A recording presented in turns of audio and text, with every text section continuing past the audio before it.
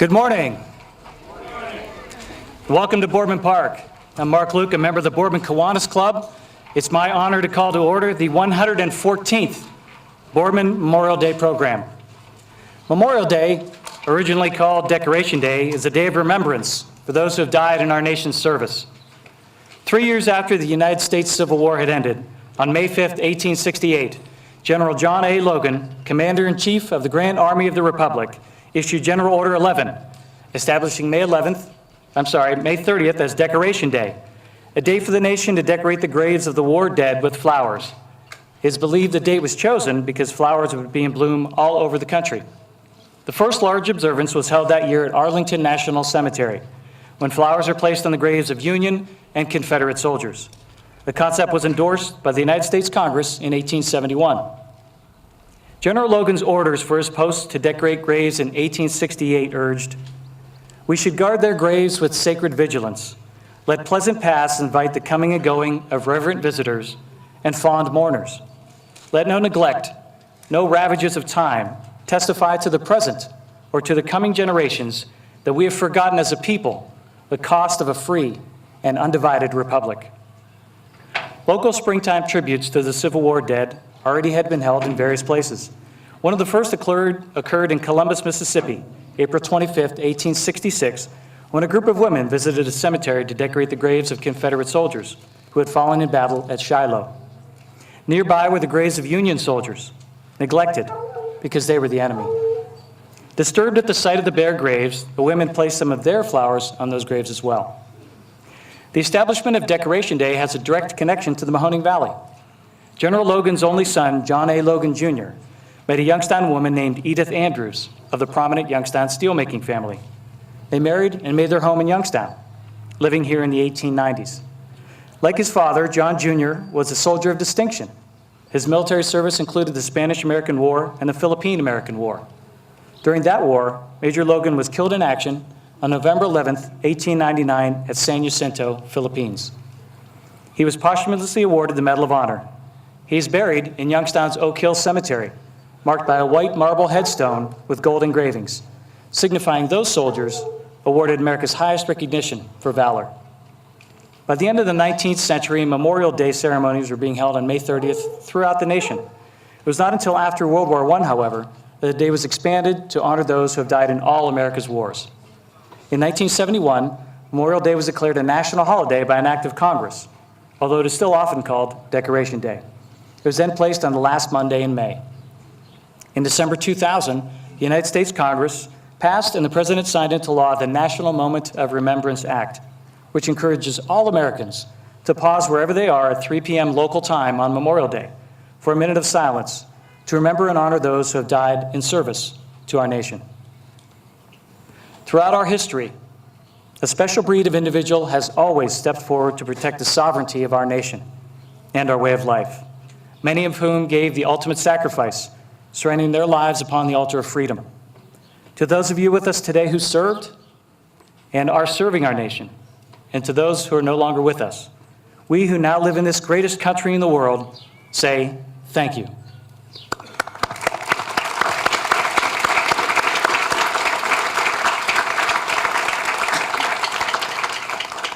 At this time, I ask you all to please stand for the Star-Spangled Banner as we welcome vocalist Emily Garrett to lead us in the song.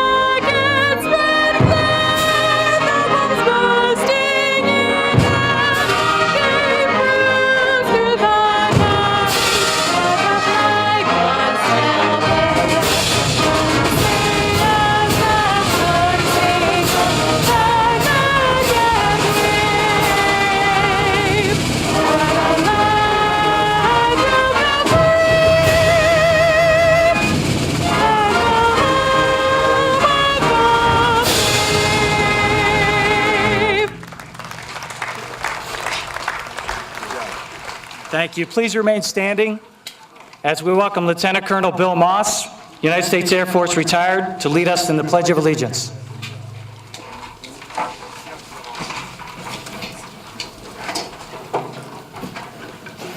Thank you for the opportunity to respect all of our military members today. both those past and present, and what better way to pay respect and honor to them than to pledge to our flag.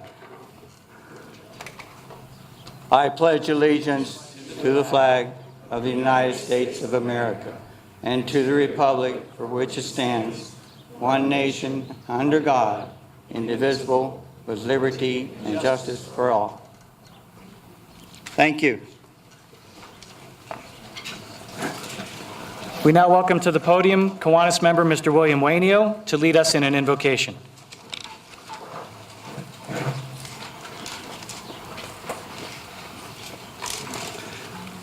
In a moment of silence, let us bow our heads and remember those who gave their life in service to our country.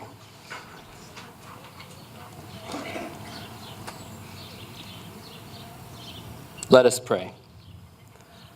Good and gracious Creator, you have made us all in your image and likeness and called us all forth to serve in different ways. Today we gather as your family to give thanks for those women and men who serve our great country in the armed forces. We ask you, O Heavenly Father, to gather to yourself all those who have died in service to this our great nation and give them peace and the ability to rejoice with you. We ask all this in your heavenly name. Amen. Amen. Thank you, William. Well, and again, thank you to veterans who wouldn't be here today without you. And what a wonderful and beautiful day we have to celebrate our country, celebrate America, and to remember respectfully and mournfully of those who have passed. We had a wonderful parade already this morning. We need to thank our parade committee from our Kiwanis, and the lead coordinator is Stephanie Landers. Stephanie's here somewhere. There she is, standing right over there. Let's thank Stephanie Landers. It's an amazing amount of work that she does to stay so organized for all the details, including coordinating that wonderful flyover for us this morning. So Stephanie, sincere thanks to you and to our Boardman Kiwanis Club and our president, Matt Kramer. We'd also like to thank, of course, Boardman Township Park and the wonderful conditions that we find our park in, as always. Dan Slagle, to you and the staff and the commissioners, we thank you very much. Boardman Township, this is truly a community event. We rely on the schools, the township, the park system, the safety forces to conduct everything today. With us also this morning, American Legion Post 565. Gentlemen, good morning. Thank you for being here. Also with us today, Northeast Ohio Women's Veterans Unit 21. As well as a special guest we've never had before, and we want to make special recognition. Nora Patella. Nora, could you stand, please? Nora is with us for the first time. She's a Boardman resident. Nora was a member, a British citizen originally, a member of the Women's Royal Army, lived through the Blitz and World War II, ended up marrying a Yank, coming to America, and living in Boardman. So we're happy that you're with us here today.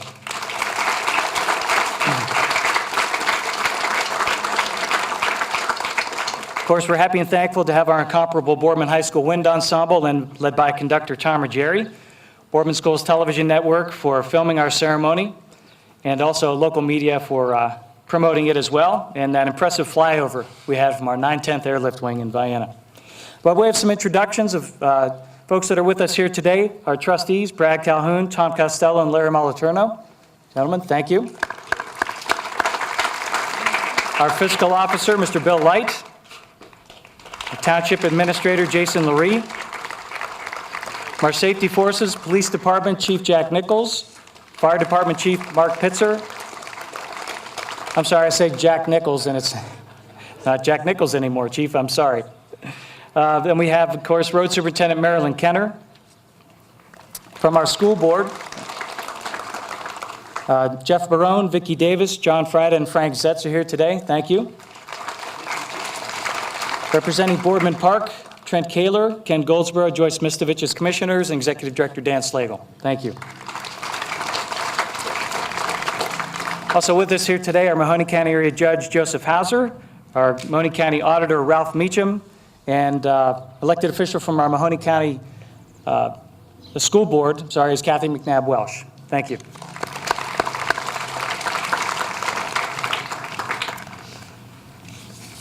Since our last Memorial Day, our Kiwanis Club lost 2 members. Our community and our country lost 2 members, Paul Rossi and Bill Becker.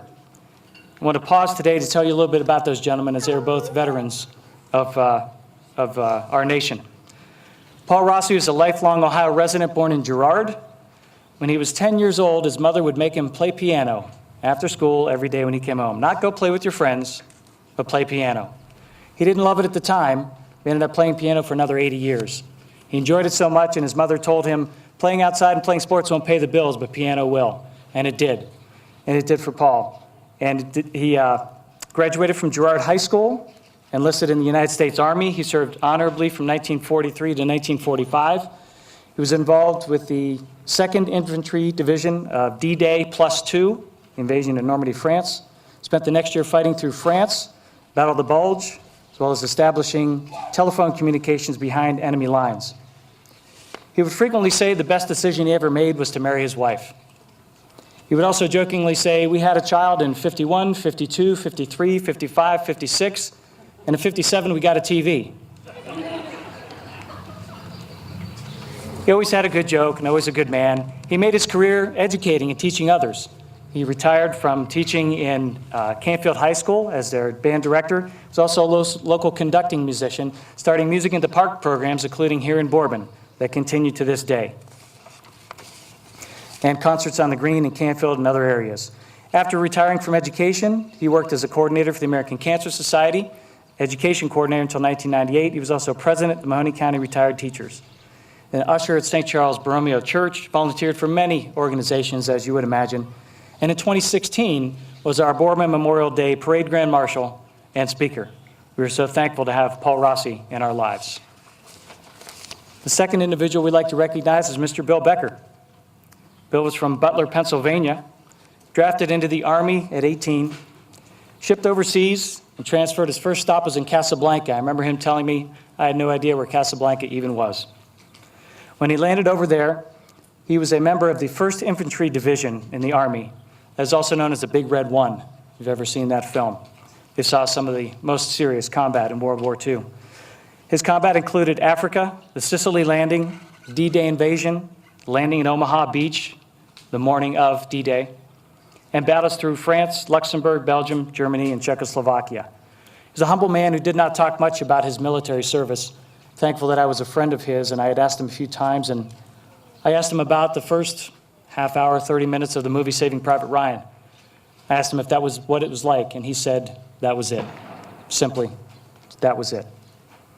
After graduating from Kent State University, where he met his wife, Mary Jane, he became affiliated with the Modern Fold Corporation and moved to Youngstown, where he grew that business, and it grew to include his children. He was a former lector at his church at Holy Family, very involved in the community, and a 57-year member of Boardman Kiwanis.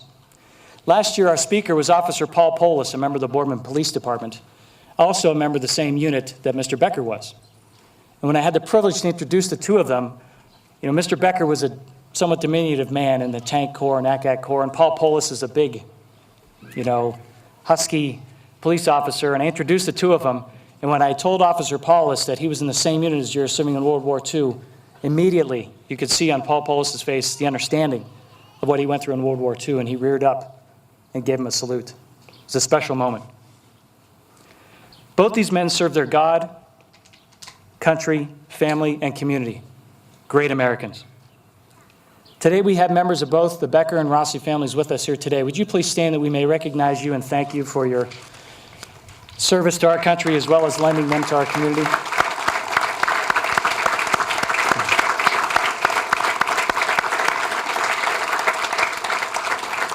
Thank you, and thank you for being here today. My pleasure now to introduce our speaker. Jim Freeze is a Boardman native and Boardman High School graduate. He attended the United States Military Academy at West Point, where he was elected class president, and he met his wife, Grace. After graduating, Jim and Grace both served 6 years on active duty as Army officers. They each served 2 years, two long years of tours in Iraq, including Jim's first deployment as a platoon leader over 22 soldiers in 2007 and 2008, and his second deployment as an aide to a one-star general in southern Iraq. Jim's military awards include the Purple Heart for wounds sustained in combat, the Army Commendation Medal with V device for valorous actions on the battlefield, and the Bronze Star for exceptional leadership during his deployment. After leaving the service in 2001, Jim and Grace moved to Raleigh, North Carolina, where Jim worked for a recruiting firm that specialized in helping veterans find employment after service. While living in Raleigh for almost 6 years, Grace earned her master's degree in public administration at North Carolina State, gave birth to 2 boys, and learned of a 3rd baby girl on the way. Simultaneously, Jim was feeling a tug to be part of the revitalization efforts happening in Youngstown. They made the decision to move. The Freeze family relocated to Youngstown in 2017 and live in the Rocky Ridge neighborhood on the west side of Youngstown. Jim is the executive director of Youngstown Area Goodwill Industries, which provides jobs and job training for people who face barriers to employment in the Mahoning Valley. More days than not, you can find Jim and Grace and their 3 children enjoying Mill Creek Park. Let's please give a warm welcome to our parade grand marshal and Memorial Day speaker, Mr. Jim Freeze.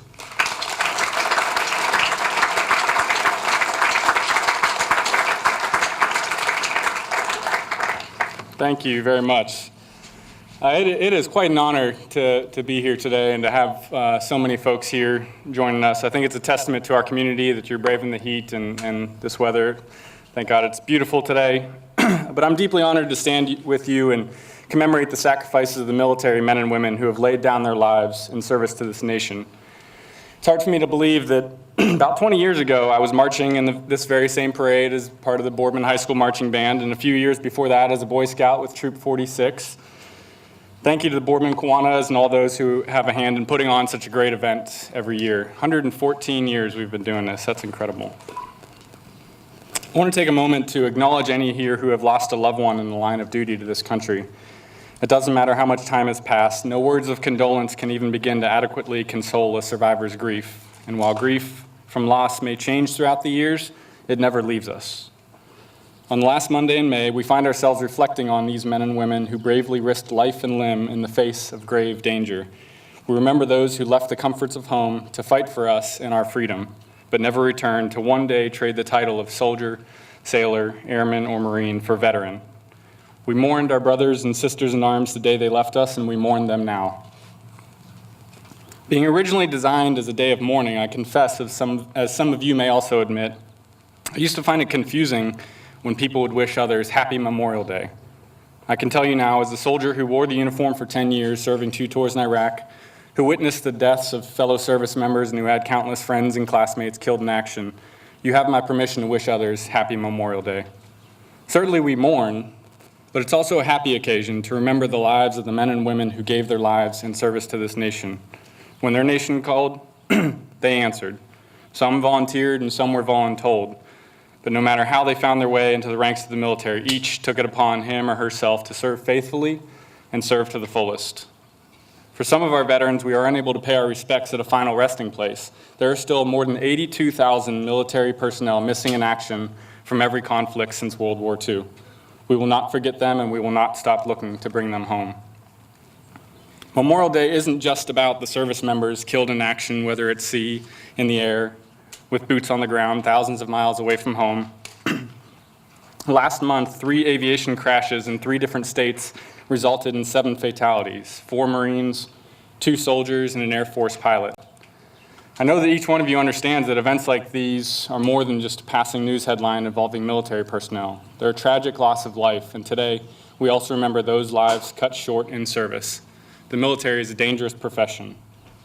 And while service members and their families understand that and do their best to accept the risks they take by volunteering to serve, nothing can fully prepare a survivor for that dreadful knock on the door. Those of us here today understand that to recognize the service and sacrifice of our fallen, we must ensure that we don't take for granted the freedoms that we enjoy every day.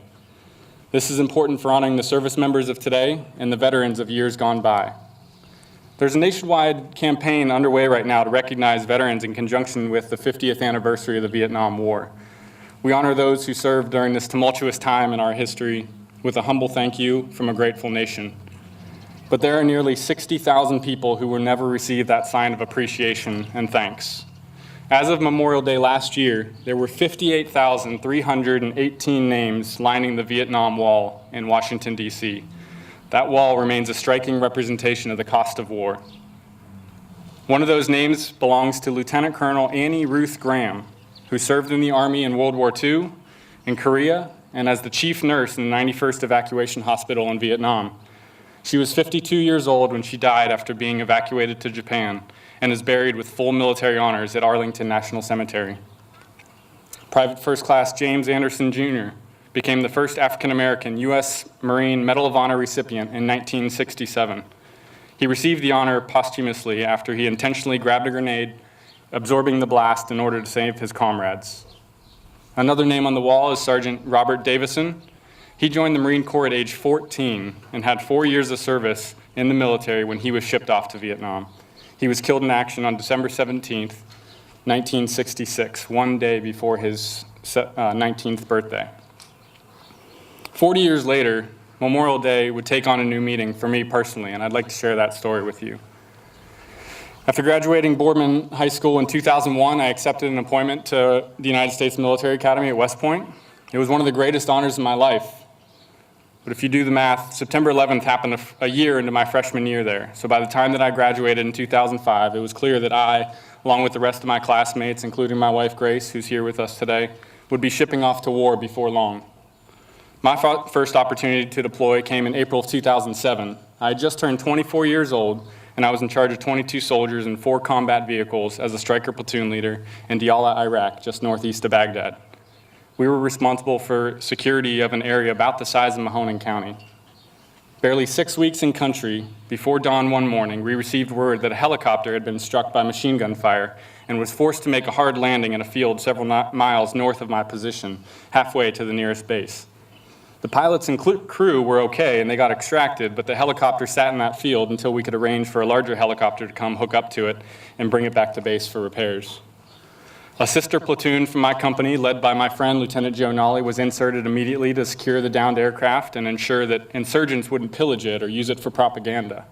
We quickly realized that they were out of range of American artillery support and radio communication was spotty, so my platoon was tasked to escort a team to establish a mortar firing point and a radio retrans site. It was our duty to ensure that the troops on the ground were fully supported. So we headed north on a main road through a city that we knew to be hostile. In the early hours of June 2nd, 2007, 5 days after Memorial Day that year, a roadside bomb tore through the driver's compartment of my lead vehicle. Our training kicked in as my platoon immediately sprang into action. We tried our hardest, but the flames quickly overcame the vehicle. One of my soldiers, Corporal Jared Crouch, was killed, and 4 others in the platoon, including myself, were wounded. Jared was 21 years old.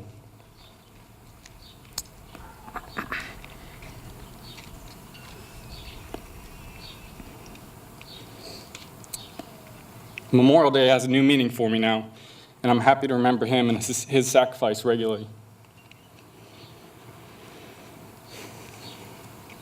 Of the 1 million+ men and women who have died in American military service, the vast majority are everyday people. They're brothers and sisters who answered the nation's call, who have left unfillable holes in families, communities, and hearts across this country. Their friendships, their bravery, their commitment to duty are part of what we remember today.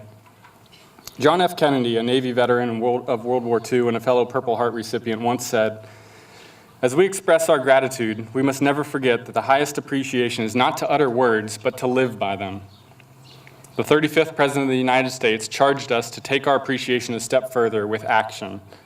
There is no more relevant time to embrace this quote than on Memorial Day.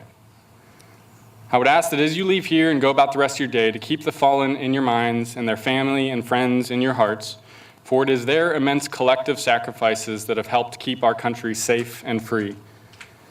And as long as we continue to honor them with our actions and remember their sacrifices, they will never be forgotten. So as you go about today and other patriotic holidays, I speak for my entire platoon who, while sitting around smoking and joking in between missions, we unanimously agreed that if we were not to make it back from war, then we should make the most of our lives and enjoy our barbecues and pool parties that much more. In memory of our fallen brothers and sisters.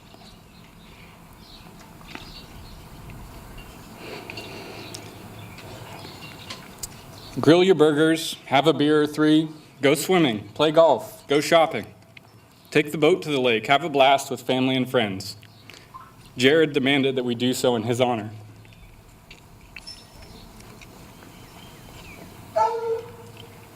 It's my favorite way to celebrate his life on a day like today. So enjoy your life, live it to the full, thereby honoring those who no longer have the same opportunity. Have a happy Memorial Day. Thank you very much.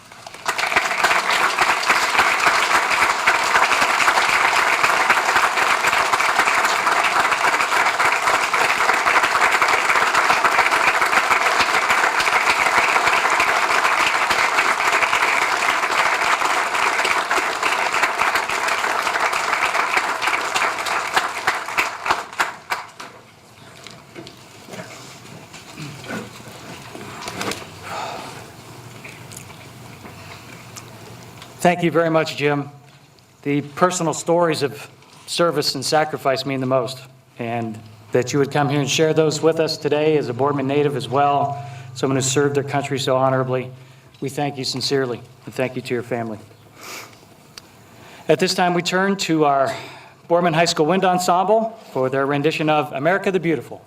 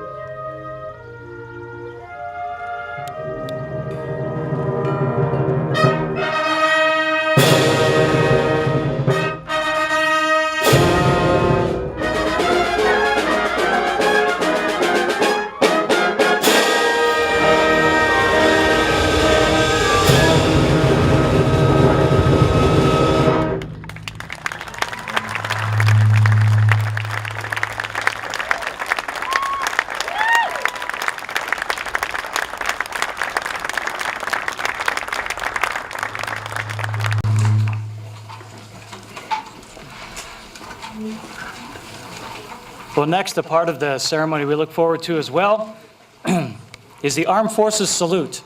We'd ask that all veterans who are here today, when you hear your service song played, to please proceed to to the memorial and the flagpole area. We ask you to line up on each side, keeping the center portion open for us to view as you approach. So again, as your service song is played by the Armed Forces Salute, to go to the flagpole. Thank you.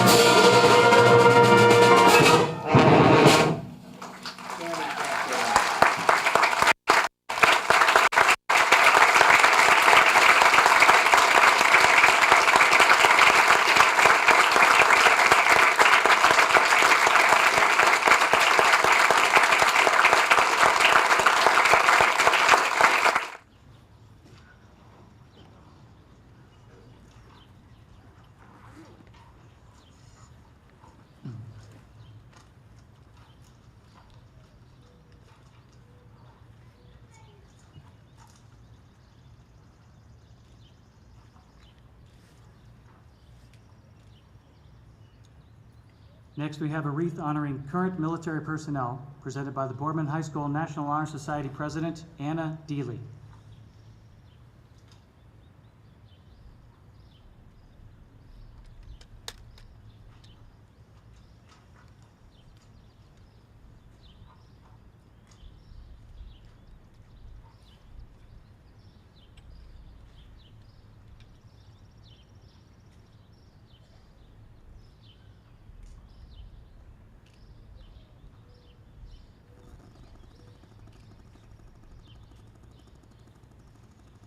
Please remain standing for the rifle salute and then the playing of taps.